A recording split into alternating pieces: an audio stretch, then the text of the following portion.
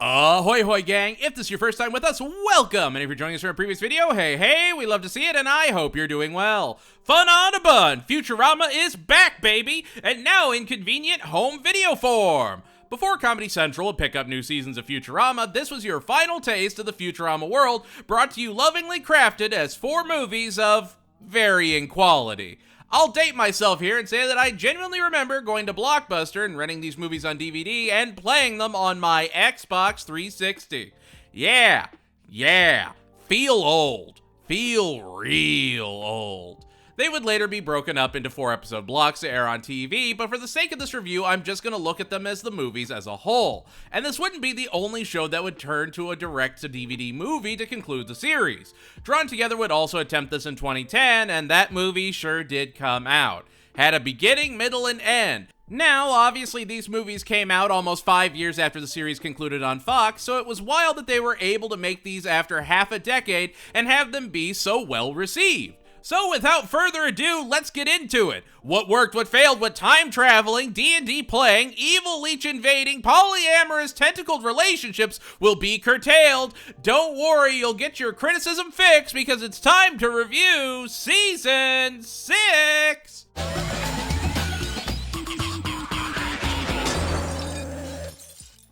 Alright, so here we are, the first movie. I will say, if nothing else, I appreciate that they tried to make it a contained adventure while also making it satisfying for the fans. Like right out the gate, you have all the characters reintroduced, so if you don't know who they are, you get a brief idea.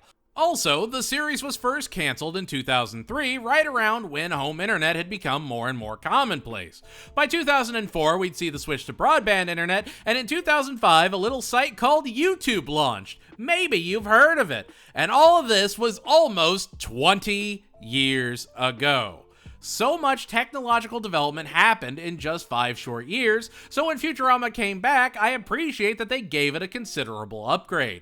Not only were the movies in HD, they'd also have a much better idea of how the internet was modernized. See, after the crew is introduced, Hermes has his head cut off and body crushed by the ship, so they have to go and get his head in a jar where La Barbara leaves him for Barbados Slim. And we're introduced to Leela's new love interest, Lars, played by Billy West. This is actually one of the best things about Futurama. Because it has such a small cast, it's much easier to get them all together to make new content, which as time goes on becomes more and more of a double-edged sword. Look at Billy West. He plays Fry, Zoidberg, Hubert Farnsworth, Lars, and a myriad of side characters all on his own, which that's easy to do when it's a 5-year hiatus, much less a 10-year one. I bring this up for exactly 0 reason. These actors are just really great and have a wonderful range, you know? The crew end up going to a nudist planet, and while there, Leela sees that Fry has a tattoo of Bender on his butt cheek, and everyone signs a petition by a bunch of scrotum-skinned nudists who also ask for their email addresses. Sure enough, it's a phishing scam, and these weird abominations are able to take over Planet Express while making everyone fall for every scam under the sun. When they take over, they discover Fry's code and realize it can send someone into the past, so they program Bender to follow their every command and go in the past and get stuff for them, since he can just wait until the present day and deliver it all to them, since they can't go back and forth through time. Nibbler tries to object, saying that the time code could tear the very fabric of reality if used incorrectly, and they all proceed to just ignore him. Bender's big score honestly feels the most like a movie. You have an inciting incident, initial conflict, and everything focuses around one of the cornerstones of Futurama, time travel. If you're gonna do a story about timelines and quantum paradoxes, you need to be able to keep everything straight, and I gotta hand it to the writers that the movie actually has a lot of cohesion. The villains are whatever. I was never a huge fan of them, but I don't mind that they're just some guys instead of, say, Mom or something. Anyway, Bender goes back in time and starts getting a ton of stuff. Leela is going on dates with Lars, and Hermes has Bender get him a Hermes from the past so he can get a new body that Zoidberg proceeds to put his head onto backwards. Bubblegum Tate of the Harlem Globetrotter aliens and Professor Farnsworth discover that there is a Doom Protocol. Basically, the timeline keeps itself safe by destroying any entity that should not be there. So, Hermes' new body is doomed right from the get-go and will be taken out at some time.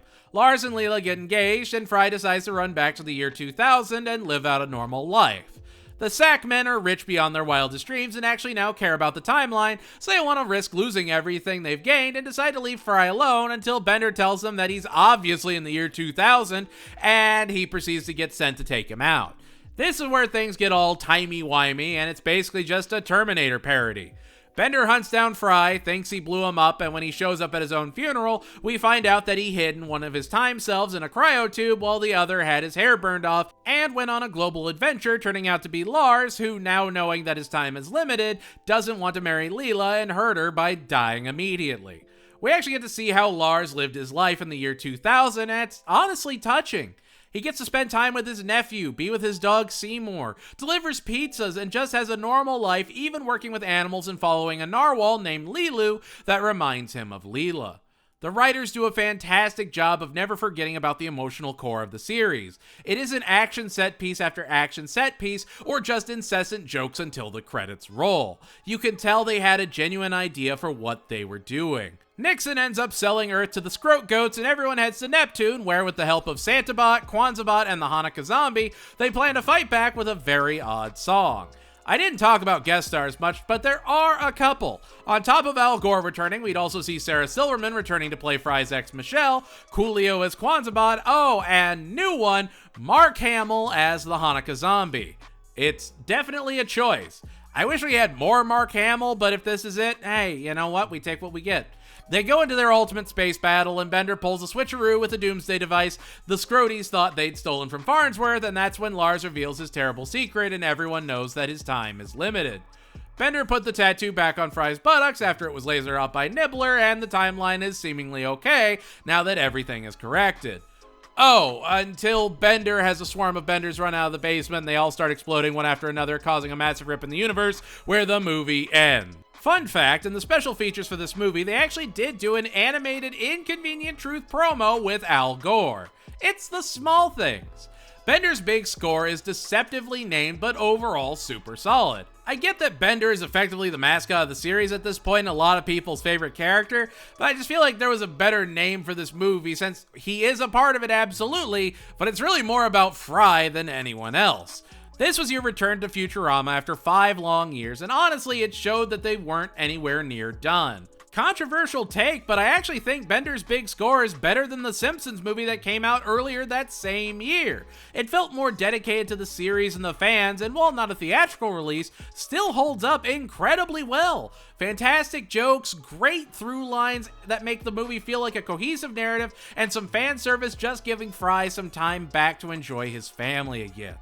I don't know, if all the movies are this quality, then we're in for one wild ride. Bender's big score is a well-calculated 0B1010 out of 10.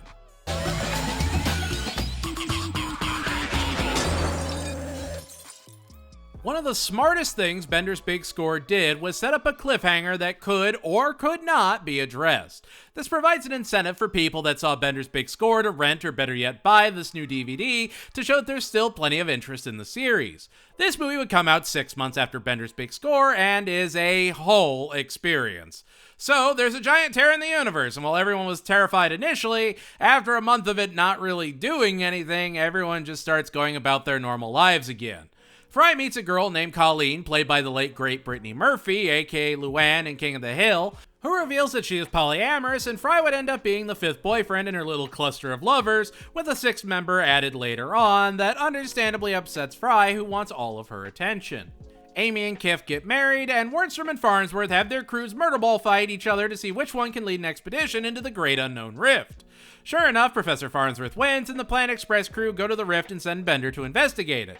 Bender feels like they don't appreciate him by sending him to the Void, which, of course they appreciate him, but also, he's a robot. He can handle adverse conditions. He is arguably replaceable. Of course, you can argue Bender's selfish and doesn't care about these elements, but it's annoying in this movie, honestly. They fail, discovering that only biomatter can go through the rift, and come back and try and plan again, even getting Zap Brannigan involved. Fry breaks up with Colleen, and Bender, feeling like the humans look down on him, discovers that the secret League of Robots is actually very, very real, and becomes a new member among their shadowy ranks, including, of course, their leader, Calculon. I'm just so damn tired of Calculon being everywhere. We get it, you vape. And that's honestly my problem with the League of Robots angle as a whole. It's just kind of there. Really wish they did more with it that actually felt relevant to the movie, but it's really just them not believing that Bender hates humans as much as he says he does, and I don't know. It's really just something for Bender to do while everyone else is dealing with the rift. Fry sneaks onto Zap's ship for the second expedition, and when Zap decides to attack the Void, Kif ends up squished and taken out, while Fry goes into the Void and discovers a giant tentacled beast that would be later voiced by a futuristic Fuke, David Cross. The tentacles surge through the rift and use Fry as their herald and start to attach themselves to everyone across the universe. Leela and Amy manage to escape and group up with Zap, who convinces Amy to sleep with him now that she's a widow, and when they discover that the tentacles want to mate with everyone, they start to falter in their unwavering support of the great universal entity who is ready to settle down with their universe. However, after some negotiations, the universe goes on a date with the world, and he does pop the question, with everyone getting ready to move on to their new lover, Evo. Bender is distraught that all the humans have left, and the humans are all in love with their new paradise. However, Fry missing Bender sends him a letter from the other side, and Bender uses the letter as a way to hurt the interdimensional beast by getting a robot army, courtesy of the Robot Devil, and lacing harpoons to pull the beast into the air universe where he can properly take it out. Evo finds out it was thanks to Fry's letter and proceeds to dump everyone except for Colleen and goes back into its dimensional lair. This is when the movie started to waver a little for me. Bender and the League of Robots just felt like such an afterthought. They just don't do anything, and there's never enough conflict there to warrant focusing on them so much. The Kif and Amy element was nice enough, but again, just limited by all the other pieces they had to focus on. Where Bender's big score felt like a proper theatrical movie, this one honestly felt like a 4-episode story arc. Leela and Fry don't really get along, and it's just kind of ignored that they had any emotional contact before, and Fry just kind of exists as a mouthpiece.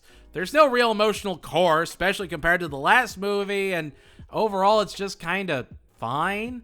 As a kid, I loved it. It had action and tentacles, and it felt like a proper sci-fi adventure.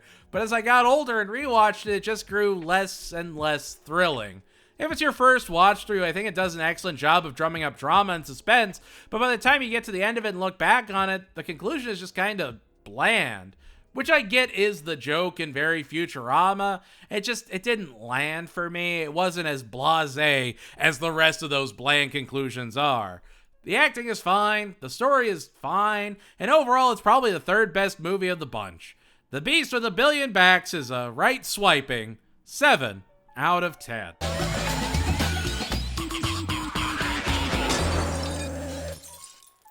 I'll admit, I was a nerdy kid.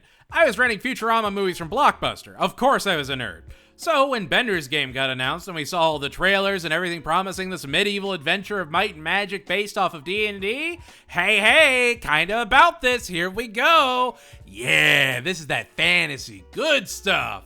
I mean, this is a show that had Gary Gygax as a special guest star. If any show could do a faithful D&D parody, Futurama could. So you rent the movie with report card good boy points, you sit down, you put it in, you chew on some 3 Doritos, and like 1/4 of the movie is actually the D&D part of it, and it's easily the weakest of the 4 movies. Spoilers, I guess. The movie is 16 years old. It could legally drive right now. Spoilers, Vader is Luke's dad. I don't know what you want from me. This is a lot. It's not even like a 90-minute anthology of interest or anything. It's kind of there. Dark matter, fuel prices are skyrocketing, and Mom says that's due to the shortage. Leela takes the ship against the professor's orders to conserve fuel and uses it in a demolition derby where it ends up, demolished. Leela gets equipped with a shock collar as punishment that will shock her anytime she has a violent thought and steadily starts to come to like it. Bender wants to be able to play D&D with Q*bert and Dwight, but since robots don't have imagination programmed in, when he finally does have a creative thought, he starts to go overboard. If they can't be imaginative, how can Bender write a folk song or want to be a folk singer? How can a robot like Calculon act or Hedonism bot hedonize? I don't know. It's already a loose premise and it gets even looser. The professor reveals he helped Mom develop an anti-dark matter that could potentially make all dark matter useless if it was ever paired with the ultimate dark matter, and Mom sends her boys to go and get it from the professor, with Ignor messing up. Ignor, the one that looks the most like the professor, and the professor constantly puts down. Yeah, again, spoilers, but who cares? Ignor is Hubert's kid.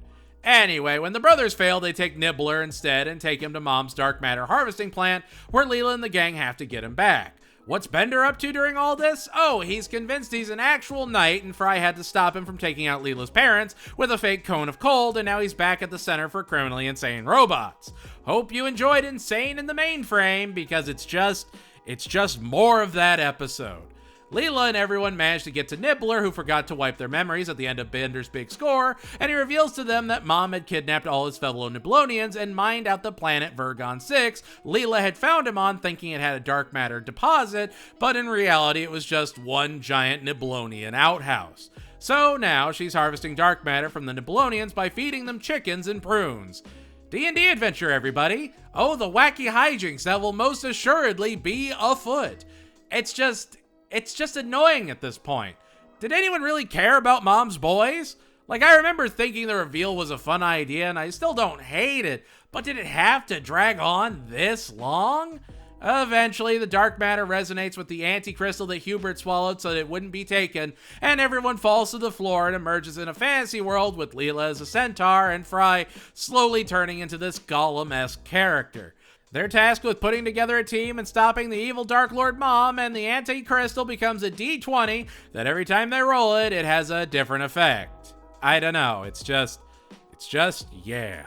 Fry gets obsessed with the crystal, and they team up with Bender, who's the ruler of Cornwood now, and just sort of speedrun a fantasy adventure until they're having a giant epic final clash with Mom, where Fry and Mom battle it out as giant dragons with the power of the D20. The worst part?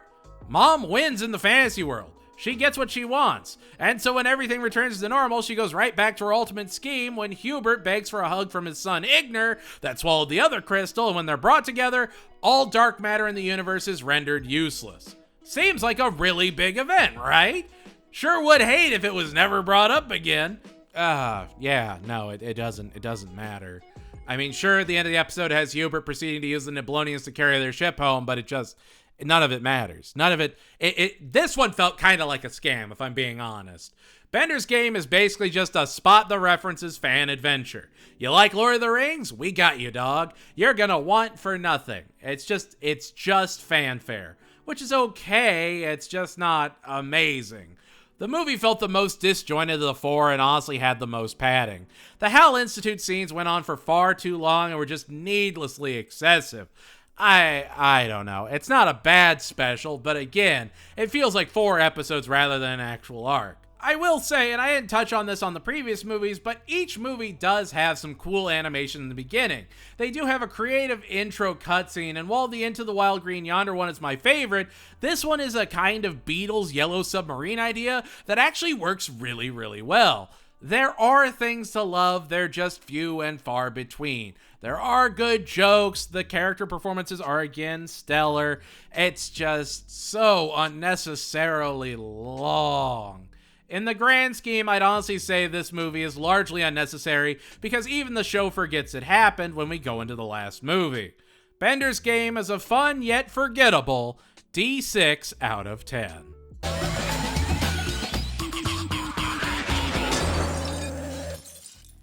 And here we are, the second series finale.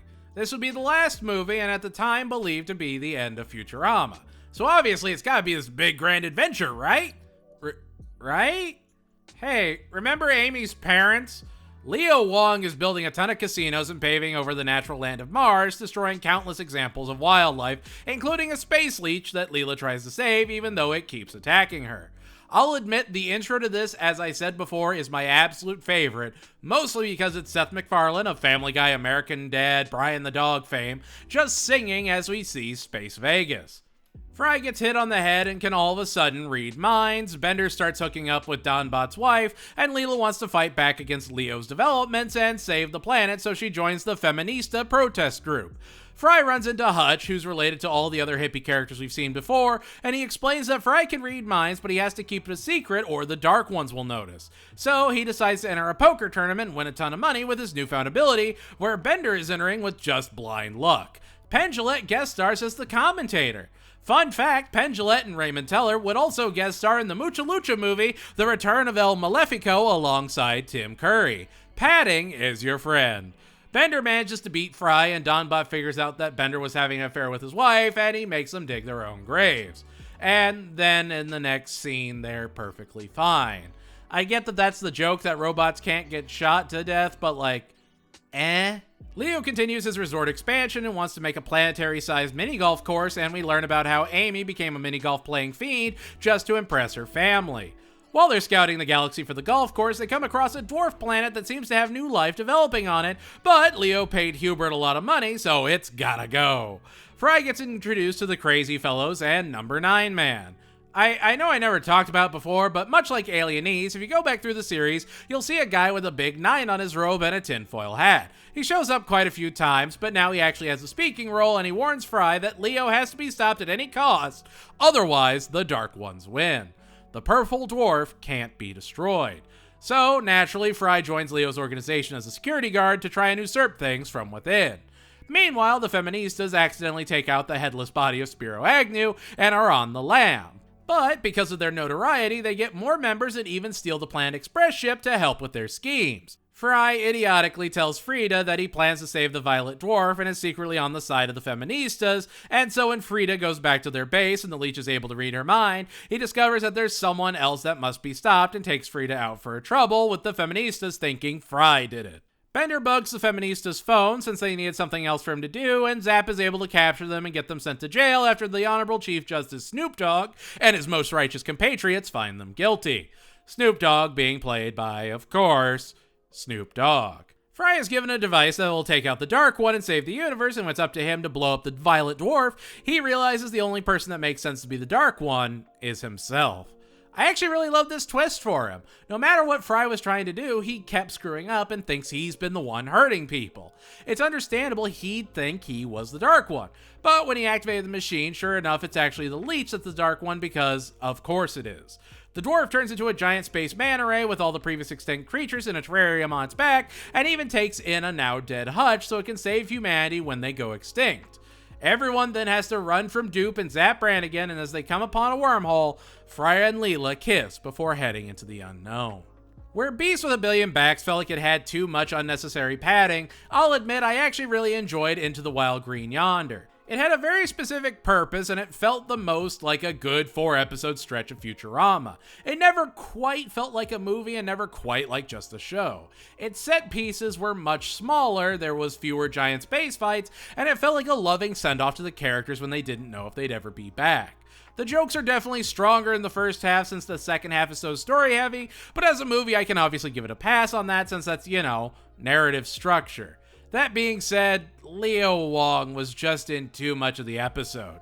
The man was in like 6 episodes and now he's the cornerstone of an entire movie. It felt off. It's kind of funny that as we look at the movies, the stake of each one gets progressively smaller and more character-focused. Bender's big score had them dealing with timeline shenanigans, Beast with a Billion Backs interdimensional speed dating.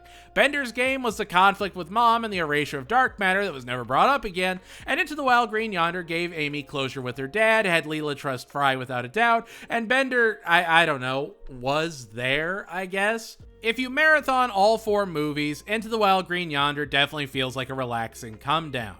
It never tries to be something it's not and just wants to take you on one last adventure with the Planet Express crew and give some closure to all the Number 9 Man discourse. While I do get the use of Fry's missing delta wavelength with the Dark Ones and everything, if it gets used again after this, I think it would probably just end up excessive. It's been a thing for too long, and it's okay to just leave it here and move on.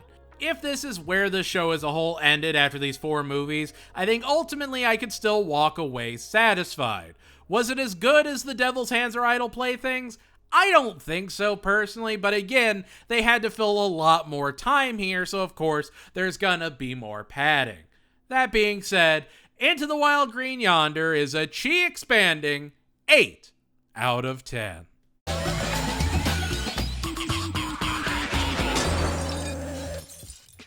And there we have it. That's season 6. Anything you think I was right on, wrong on? What was your favorite movie? Least favorite? Let me know in the comments below. And if you liked what you saw, make sure to like, comment, share, and subscribe. Overall, honestly, as far as direct-to-DVD sequels go, this really wasn't a bad watch. Was it as strong as season 5? Overall, no, probably not. But the drop in quality was made up for by the creativity at work. They're still very much trying to make this series work, and you can tell these weren't made just to make money, but to satisfy fan theories, give fans closure, and was really just a bunch of love letters to the people that kept talking about the series and cheering it on, which is why, just a year later, Comedy Central would announce they'd be bringing Futurama back for 4 more seasons. Man, we just keep winning, right? Right? Please? Anyway, that's going to do it for us here at the Lecture Hall. And if you like videos like this and want to support the channel, consider joining our Patreon or membership. $2 a month gets you early videos, polls, and even your name on this fancy list. Ooh! Stay strong, keep fighting, no matter what. Never forget that I believe in you, and never stop, never stopping. A second wind has to blow eventually, and I know you're gonna do something great. And so long as this flame keeps burning, I'll be here for you. Goodbye, everybody, and I'll see you all next time. So give your pitchforks a good sharpen before we talk about season 7. Why? I asked for things that rhyme with 7, and it told me sharpen rhymes with 7, and I hate that. I hate all of that. Goodbye, everybody.